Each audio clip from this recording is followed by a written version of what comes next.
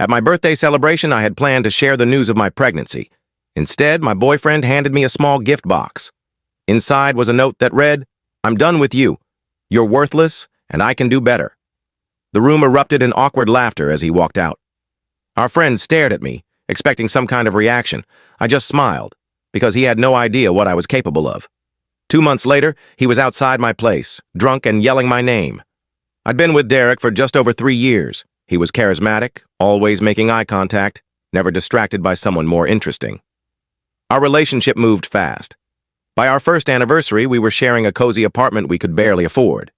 The timing wasn't ideal, but rent in this city is brutal no matter when you sign a lease. Our life together wasn't flawless, but it felt secure. We shared dreams of owning a home, traveling, and maybe starting a family one day. Derek cared more about image than I did. He obsessed over the car we drove, the restaurants we frequented, and curating the perfect social media posts. I should have seen that as a warning sign. But looking back always brings clarity, doesn't it? 4 months ago, I started feeling off. Nauseous in the mornings, drained all the time. I took a pregnancy test, mostly to cross it off the list. We were cautious, but not overly so. 2 faint lines appeared. I sat on the bathroom floor staring at the stick like it was a puzzle I couldn't solve. I spent a week wrapping my head around it before telling anyone. My best friend Sarah was the first to know. She brought wine to our girls' night, and when I stuck to sparkling water, she guessed immediately. She asked all the right questions about my plans, how Derek might react, practical stuff like health coverage and time off work. It helped me sort through the chaos in my mind. I decided not to tell Derek right away. My birthday was 3 weeks away, and we'd already planned a small gathering at our place with close friends. I thought it'd be the perfect moment to share the news with everyone I cared about. Hindsight, as always, is brutal. The weeks before my birthday were odd. Morning sickness, more like all-day sickness, hit hard, and I hid it from Derek. He didn't notice, which I chalked up to him being preoccupied. He was coming home later, glued to his phone, a bit distant. I assumed work stress. My birthday landed on a Saturday. I spent the morning decorating while Derek went to grab the cake, which somehow took him 3 hours. Friends arrived around 6 p.m. Sarah and her partner, our friends Tara and Miguel, my cousin Nina, who was in town, and others, including Claire, a friend from college. The party was lively. Good food, drinks, sparkling water masquerading as a cocktail for me, music, and laughter. I planned to announce the pregnancy after the cake, exchanging excited glances with Sarah across the room. Her subtle nods made my stomach flutter with anticipation. Around 9 p.m., Derek tapped his glass to quiet the room. My heart skipped. Had he somehow found out? Was he about to steal my moment?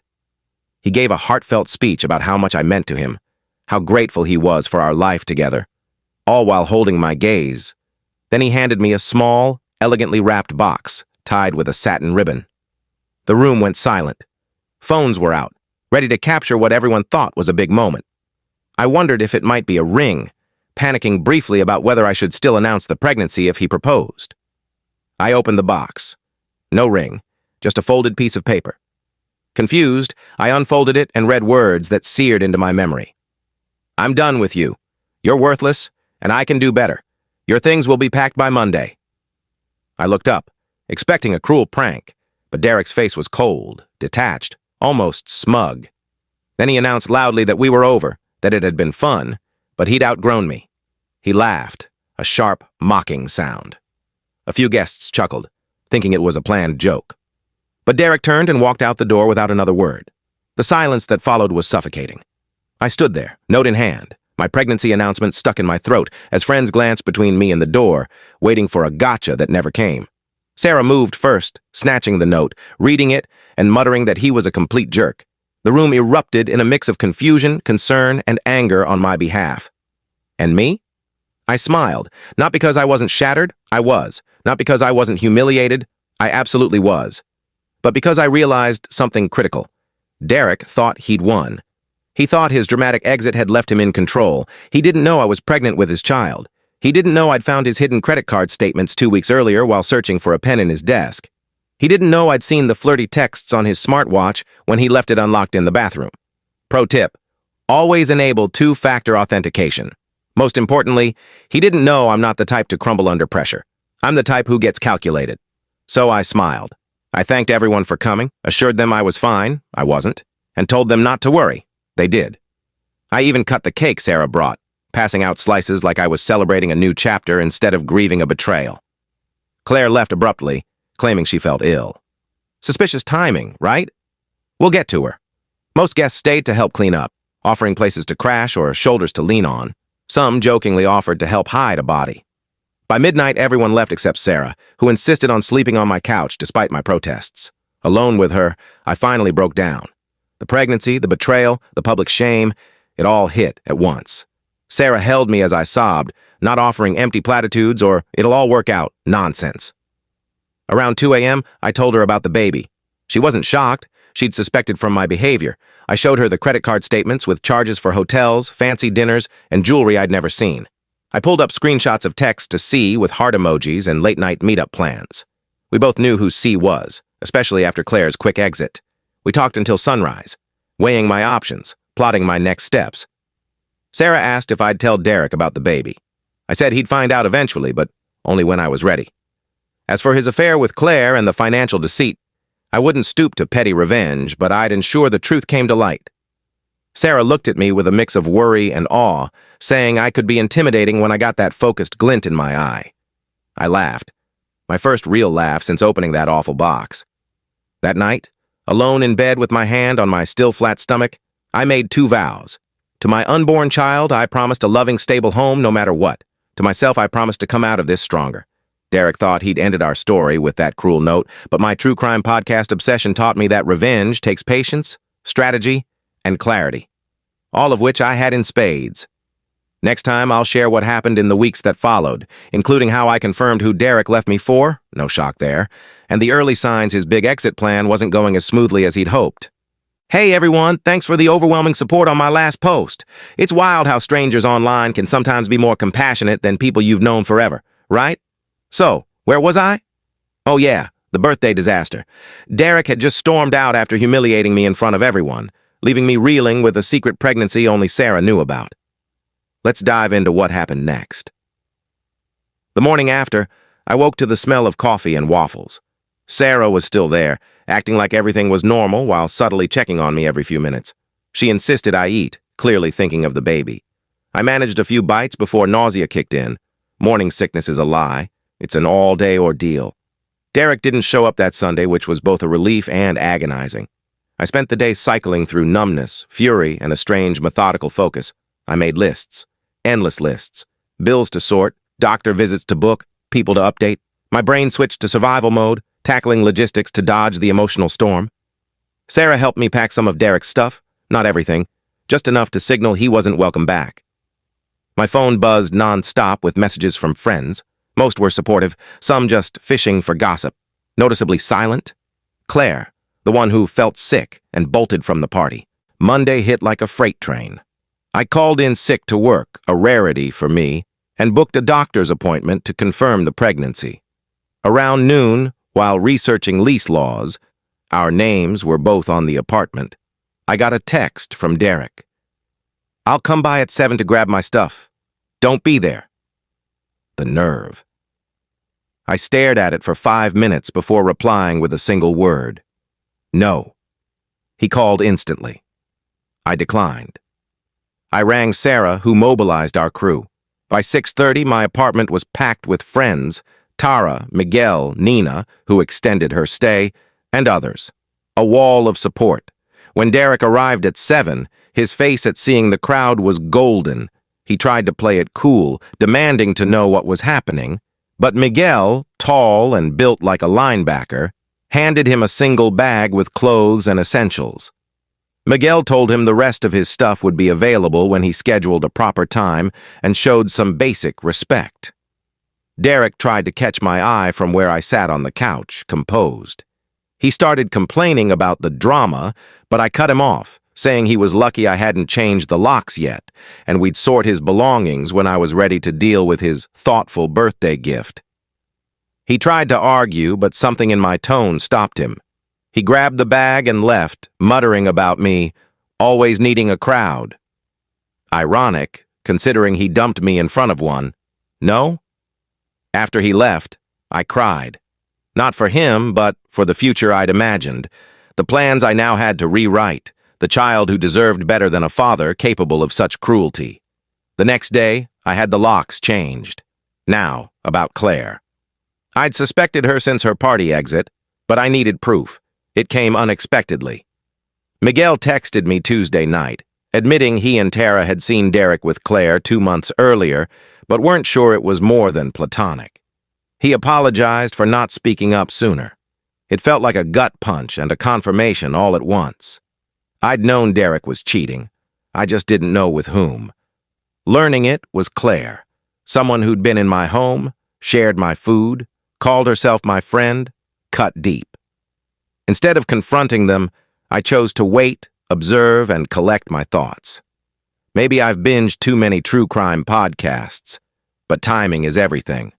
Over the next week, I focused on practicalities, confirmed the pregnancy, 10 weeks, consulted a lawyer about the lease and assets, thankfully we weren't married, froze our joint credit card, and opened a solo bank account. I kept the pregnancy under wraps except with Sarah, not out of denial, but strategy. 2 weeks post-breakup, Derek texted, wanting to talk and pick up more stuff. I agreed to meet at a cafe near the apartment. Public, daytime, my terms.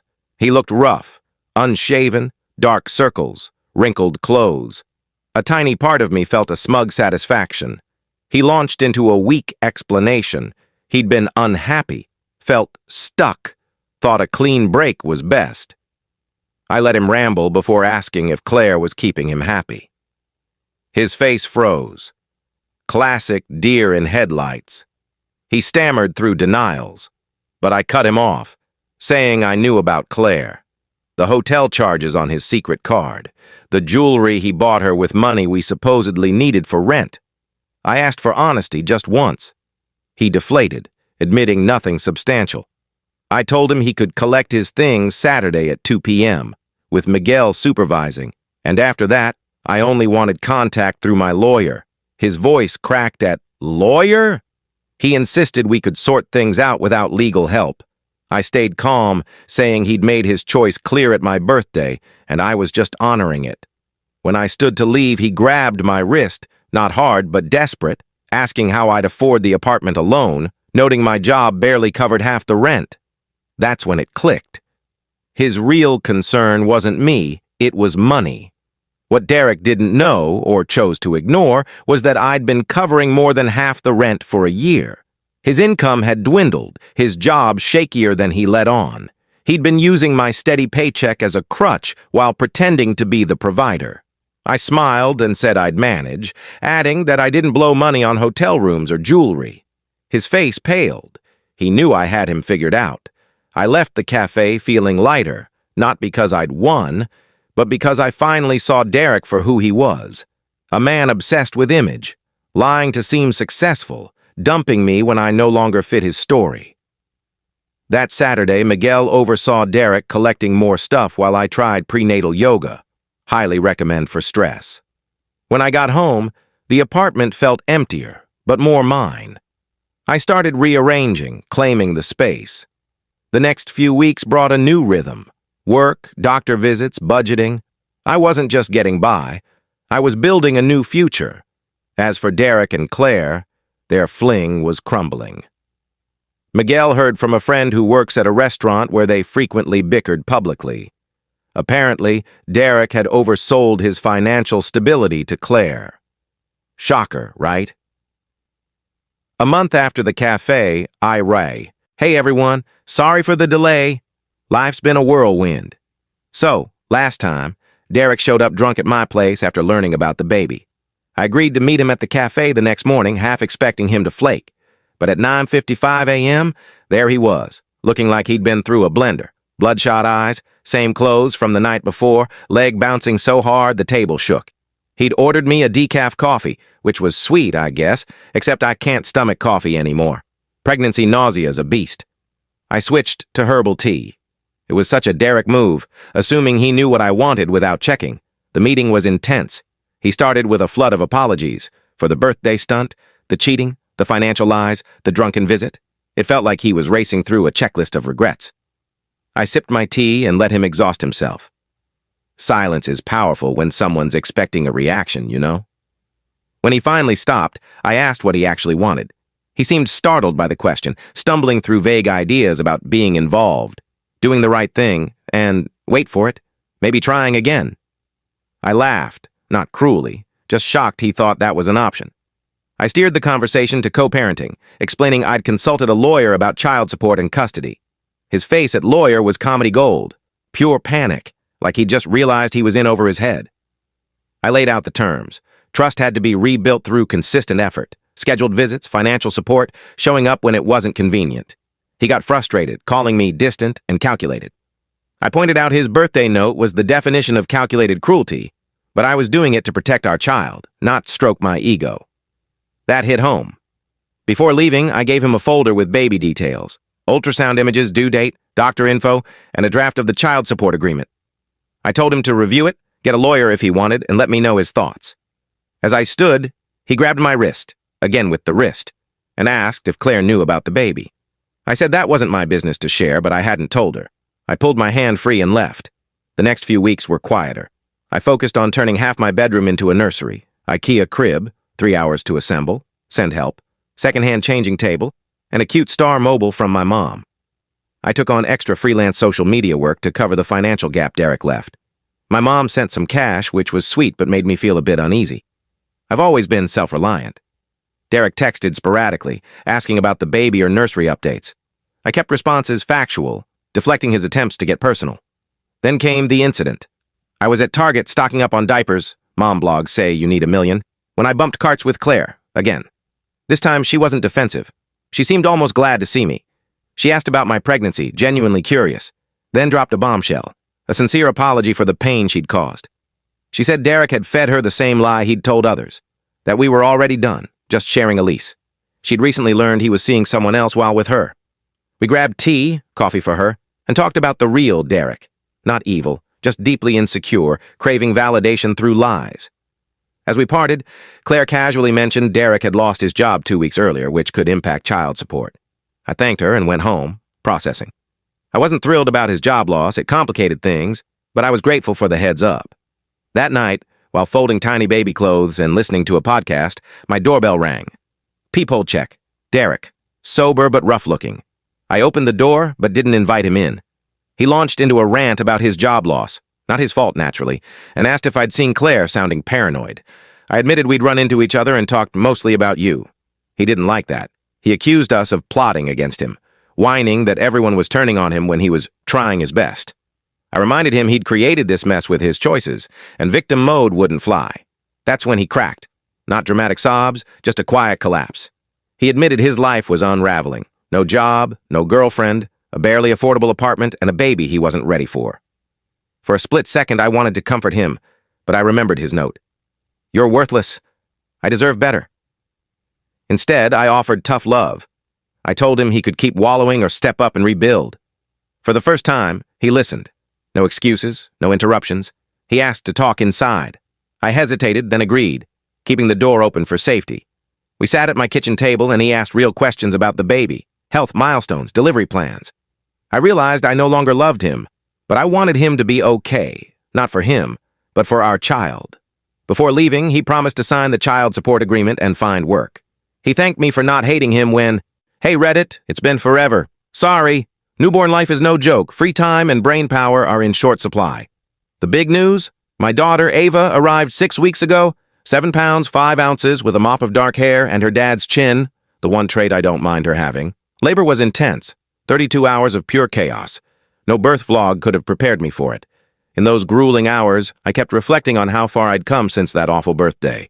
8 months ago, I was blindsided by a breakup note. Now I was bringing a human into the world. Life moves fast. Derek was at the hospital, which shocked everyone, including me. He brought a giant teddy bear that wouldn't even fit through the hospital room door.